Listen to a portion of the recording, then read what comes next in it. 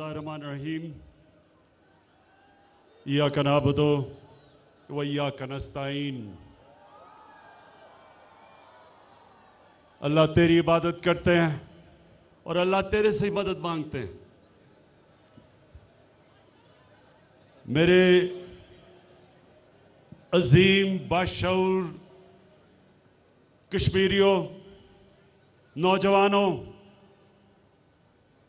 मेरी बहनों, बच्चों, बुजुर्गों, सबसे पहले तो इस शानदार इस्तकबाल का आप सबका मैं शुक्रिया अदा करता हूं। बहुत बहुत शुक्रिया आपका। उसके बाद मैं पहले जो ये मुखालिफ कैंपेन कर रहे हैं, मैं दो चीज़ों की सफाई पेश करना चाहता हूं। पहले बाकी बातों से पहले ये कहा जा रहा है कि आज़ाद कश्मीर को मैं सूबा बनाना चाहता हूं। ये किधर से बात आई अभी तक मुझे नहीं इसका इल्म।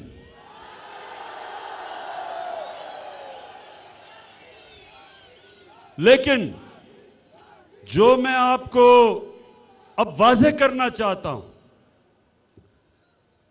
कि 1948 में दो यूनाइटेड नेशंस की सिक्योरिटी काउंसिल्स की रेजोल्यूशन थी। उसके मुताबिक जो इंटरनेशनल कम्युनिटी, आलमी दुनिया, उन्होंने कश्मीर के लोगों को हक दिया था कि अपने मुस्तकबिल का फैसला करने का।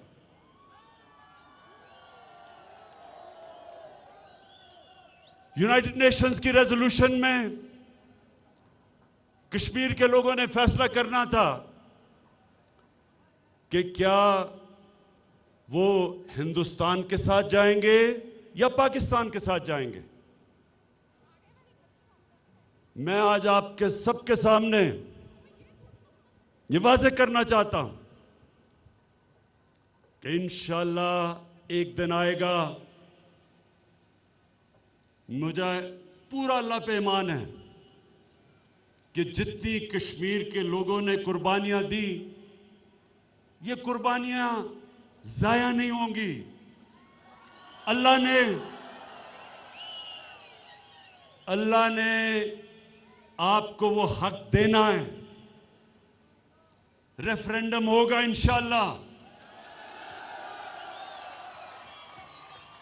और आप फैसला करेंगे कि हिंदुस्तान नहीं, आप पाकिस्तान के साथ जाना चाहते हैं इंशाअल्लाह। उसके बाद ये मैं आज आपको असल बात कहना आया हूं कि उसके बाद मेरी हुकूमत फिर एक रेफरेंडम करवाएगी और उस रेफरेंडम में कश्मीर के लोगों को हम कहेंगे कि आप फैसला करें कि पाकिस्तान के साथ रहना चाहते हो या आजाद होना चाहते हो।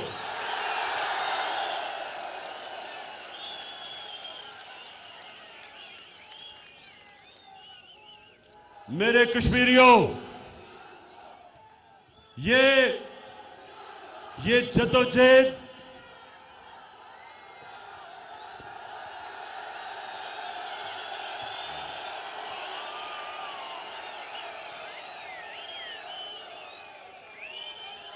ये जो कश्मीर के लोगों ने अपनी आजादी की जदोजहद 100 साल से भी पहले शुरू की थी, डोगरा हुकूमत के खिलाफ कश्मीर के लोग बार बार खड़े हुए अपनी आजादी के लिए।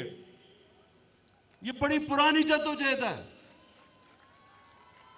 तो जिस कौम ने इतनी कुर्बानियां दी हो अपनी आजादी के लिए, उस कौम को हमेशा हक मिलना चाहिए कि जो वो चाहे, जो वो कौम चाहे, ये फैसला वो कौम करेगी। ये कश्मीर के लोग फैसला करेंगे और इंशाअल्लाह एक दिन आएगा कि ये आपको मौका मिलेगा और आप खुद फैसला करेंगे। अब दूसरी चीज, अभी से ही बातचीत शुरू हो गई है कि जी इलेक्शन में धांधली होगी। नौजवानों, आप तो शायद छोटे हो, जब बुजुर्गों को पता होगा, जब मैं क्रिकेट खेलता था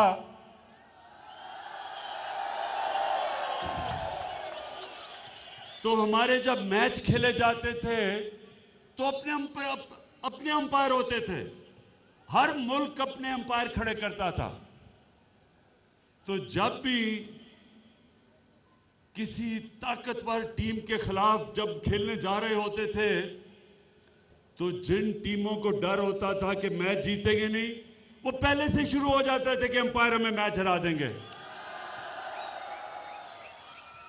ये मुझे पूरा यकीन है कि कम से कम नून लीग, जिन्होंने आज तक कोई चीज ईमानदारी से की नहीं, वो अभी से शुरू हो गए हैं कि जी धांधली होगी। गवर्नमेंट आपकी, नून लीग की हुकूमत, अमला आपका, इलेक्शन कमीशन आपकी पसंद की, तो धांधली हम करेंगे। मैं एक आप सबको वाकया बताऊं कि मैं अपनी क्रिकेट शुरू की स्कूल में और फिर जिमखाना क्लब लाहौर का एक बड़ा पुराना क्लब है।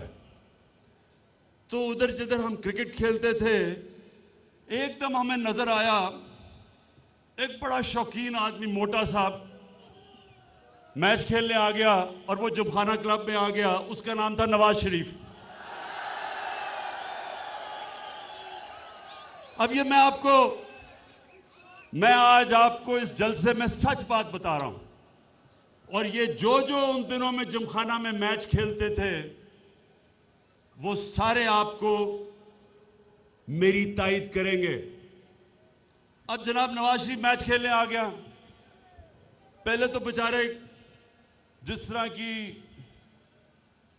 तरह की पॉलिटिक्स की है उसी तरह की क्रिकेट थी,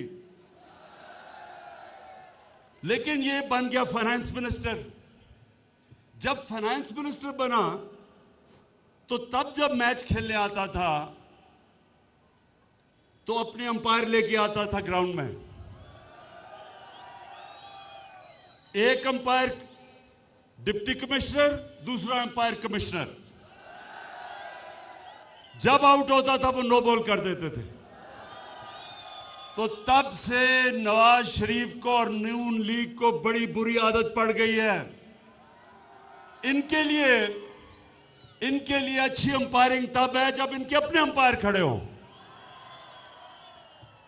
और आपको यह भी पता होगा कि क्रिकेट की 200 साल तारीख में 200 साल टेस्ट क्रिकेट की तारीख है। कौन इस 200 साल तारीख में न्यूट्रल अंपायर क्रिकेट की दुनिया में लेके आया? पाकिस्तान वो मुल्क था और उसका तब कप्तान आज आपके सामने खड़ा है। हम वो मुल्क थे जिसने दुनिया में पहली दफा न्यूट्रल अंपायर लेके आए, और किसके खिलाफ? उस वक्त की नहीं, दुनिया की सबसे ताकतवर टीम थी वेस्ट इंडीज। उनको हराना तो बड़ी बात थी, इज्जत से हारना बड़ी बात थी। उनके खिलाफ वो इतनी तगड़ी टीम थी। उसके खिलाफ 1986 में पहली दफा पाकिस्तान में हमने न्यूट्रल अंपायर टेस्ट क्रिकेट में लेके आए, और आज दुनिया में, सारी दुनिया में न्यूट्रल अंपायर है। तो हम 1 साल से लगे हुए हैं कहने सारी ऑपोजिशन की जमातों को कि आओ हमारे साथ बैठ के इलेक्शन सिस्टम की इस्लाहत करो।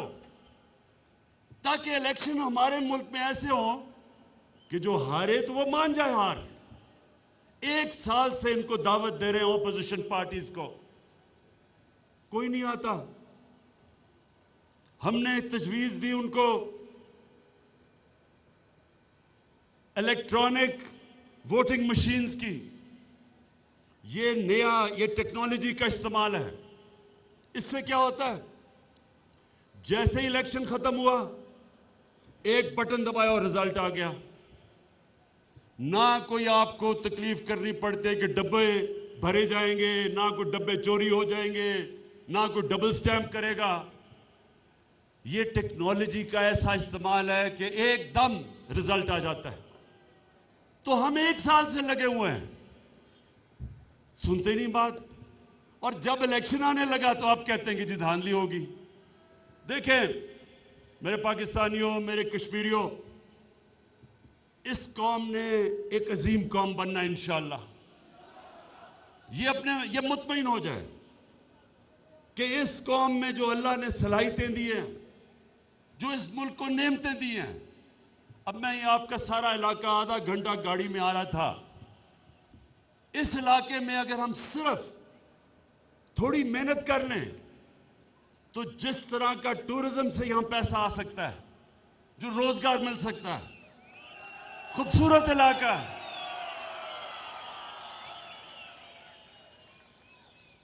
हम जब 2013 में पहली दफा तहरीक इंसाफ की हुकूमत आई पख्तूनख्वा में, पख्तूनख्वा तबाह हो चुका था।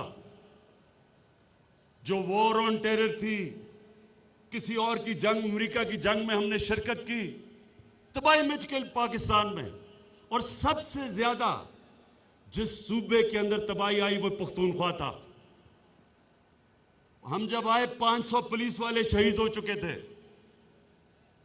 बम धमाके थे, रोजगार खत्म हो गया, फैक्ट्रियां बंद हो गई।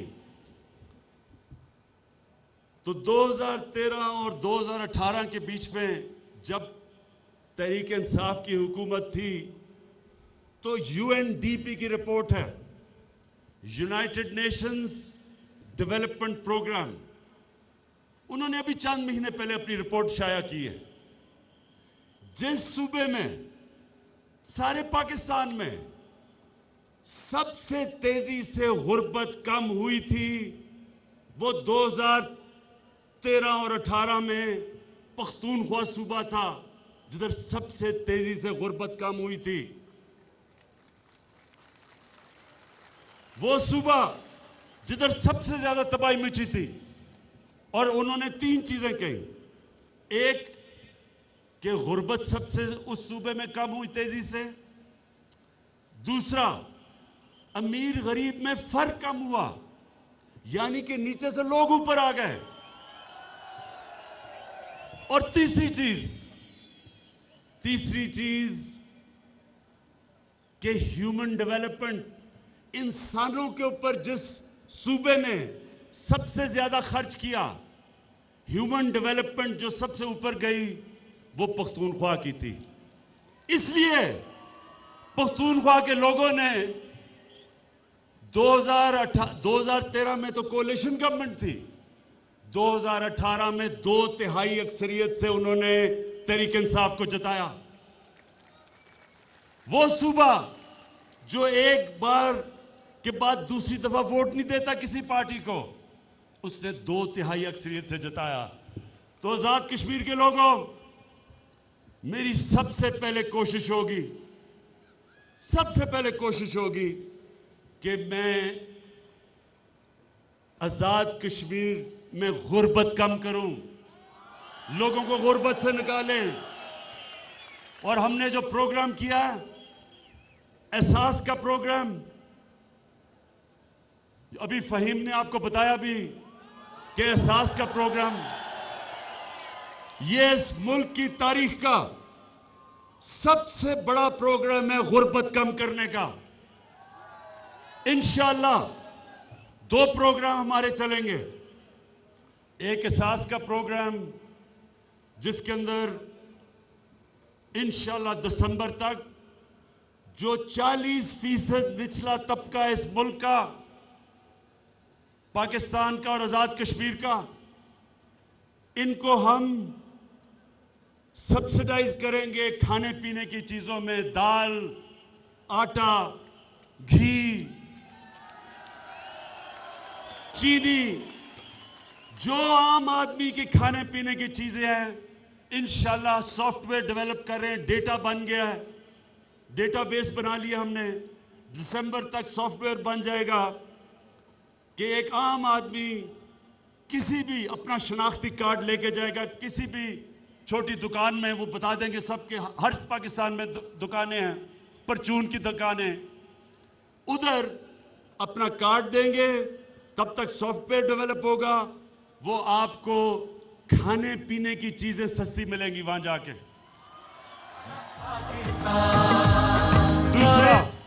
दूसरा कामयाब पाकिस्तान, ये एक और प्रोग्राम है। इसमें क्या होगा?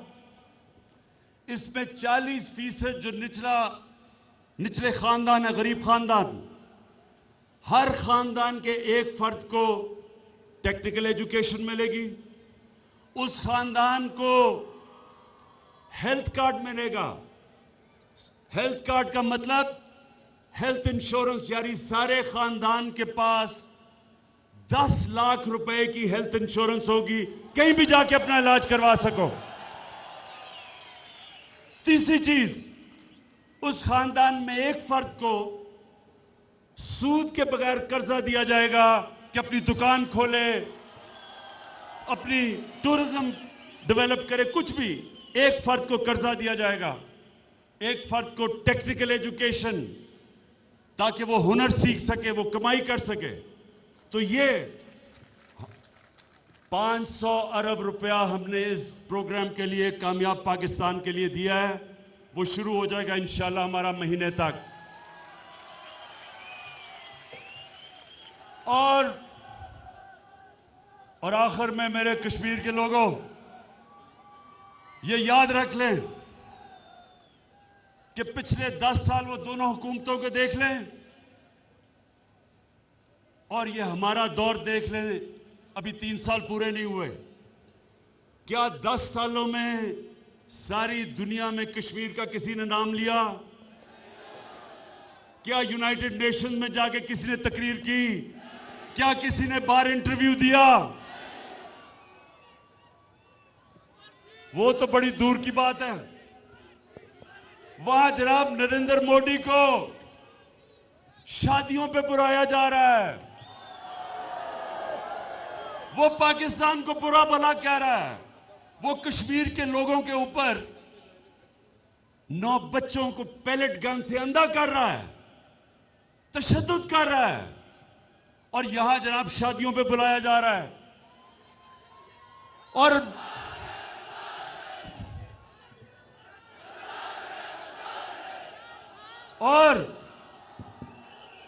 और सुने,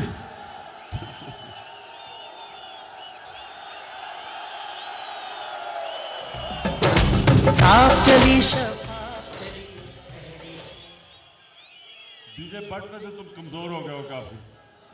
अच्छा सुने, मिलते करके शादी पे बुलाए हैं कि मोदी साहब मेरे घर आ जाओ, बड़ी रौनक होगी आपके आने से। वो पाकिस्तानियों के ऊपर तशद्दुद कर रहा है। हर जगह दुनिया में जिधर वो जाता था कहता था पाकिस्तान एक दहशतगर्द मुल्क है, और ये मिन्नतें कर रहा है कि हमारी जी शादी पे आ जाओ। उधर कश्मीरियों पे जुल्म कर रहा है। लेकिन जी यहां वो बरकत दत्त, बहुत बड़ी सहाफी है हिंदुस्तान की, वो अपनी किताब में लिखती है कि नेपाल में एक कॉन्फ्रेंस थी, तो जनाब नवाज शरीफ ने खुफिया मीटिंग की नरेंद्र मोदी से। लेकिन आगे सुने, आजकल तो बड़ी फौज की तारीफें हो रही हैं, मैं देख रहा हूं, लेकिन उस मीटिंग में वो क्या कहती है? उस मीटिंग में कहती है वो बरकत दत्त कि नवाज शरीफ ने खुफिया मीटिंग इसलिए की कि अपनी फौज से, पाकिस्तानी फौज से डरा हुआ था। फिर हिंदुस्तान जाता है, वह हुर्रियत कश्मीरी लीडर से नहीं मिलता कि मोदी साहब नाराज ना हो जाएं। तो इन लोगों ने ये जरा पीछे जब आपसी तकरीरें करते हैं यहां, इनसे पूछे तो सही कि अपने 5 साल में आपने क्या किया। और उधर तो पूछे ही ना वो जरदारी का। जरदारी को पैसे गिनने में वक्त मिलता तो वो कश्मीर की बात करता। इसलिए इंशाल्लाह आपकी आवाज आपके लिए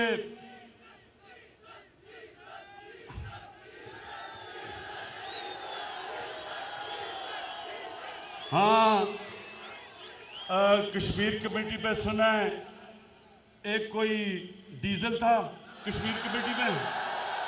अच्छा छोड़े उनको, छोड़े उसको।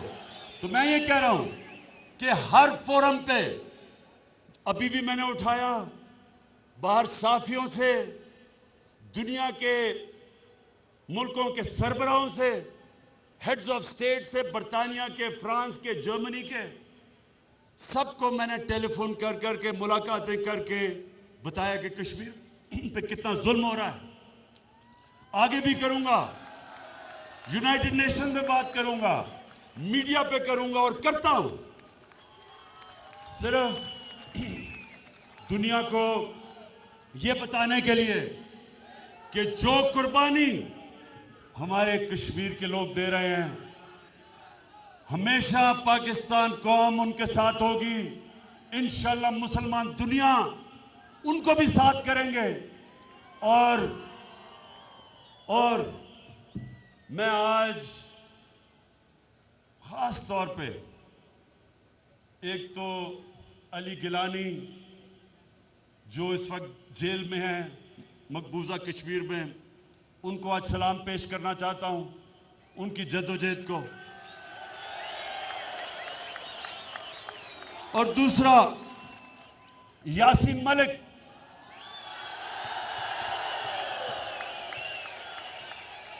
आज से 16 साल पहले जब जलजला आया था, जब आजाद कश्मीर में जलजला आया था, तो मेरे साथ यासीन मलिक हम सारे इलाकों में गए। कश्मीर से वो पैसे लेके आया था और यासीन मलिक ने सारे लोगों के अंदर मुतासरीन में पैसे बांटे, वो मैं कभी नहीं भूल सकता। तो आज हम इस जलसे से यासीन मलिक आपको पैगाम दे रहे हैं, हौसला ना हारना।